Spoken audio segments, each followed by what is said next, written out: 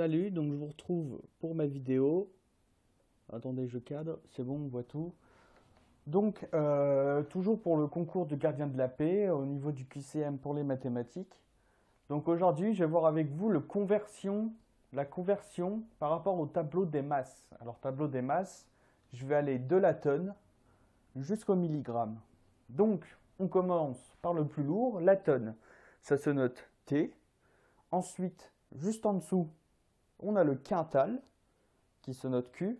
Ensuite, petite spécificité, on a une mesure où en fait on n'a pas de nom.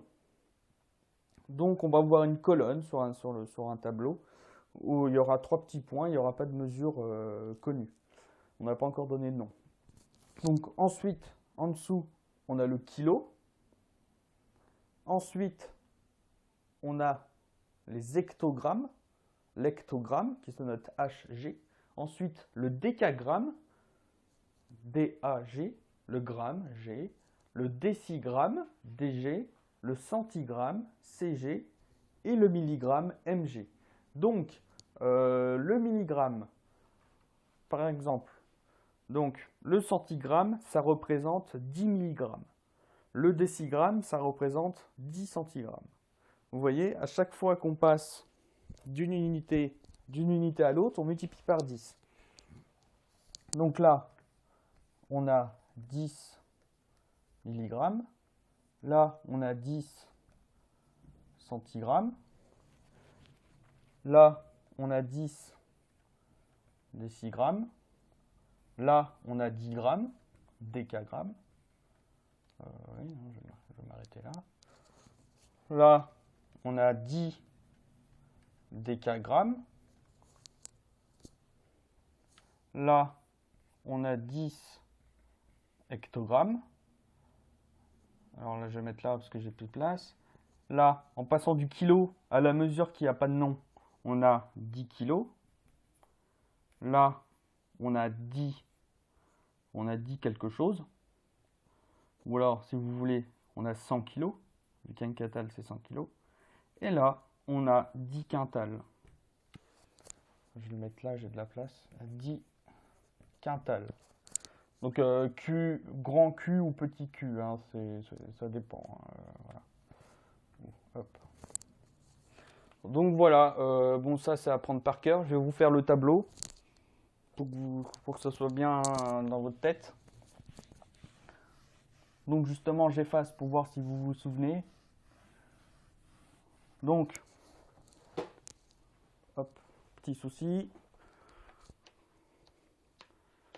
Alors fermez les yeux, ça va tourner la tête.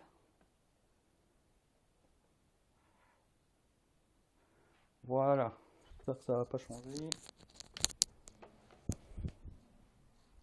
Donc, on commence par la tonne. Ensuite, on a le quintal. Ensuite, on a la mesure qui n'a pas de nom. Ensuite, on a le kilo. Ensuite, on a le kilo. Oui, on a le kilo. Ensuite, on a l'hectogramme. Ensuite, le décagramme. Ensuite, le gramme. Ensuite, le décigramme.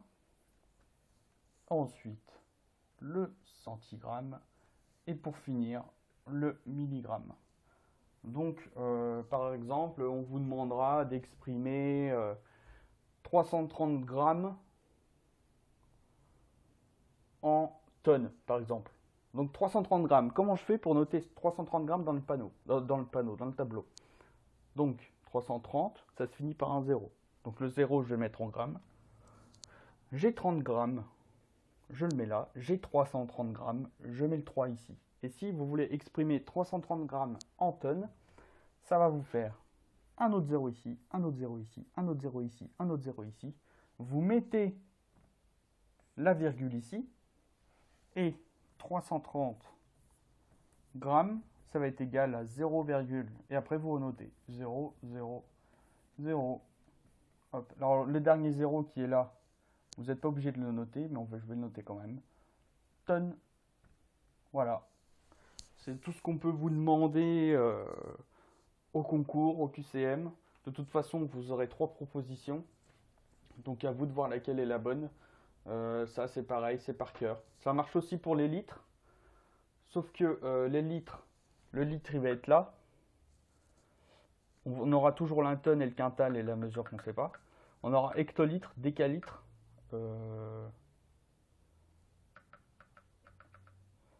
Non, c'est là litre qu'on aura.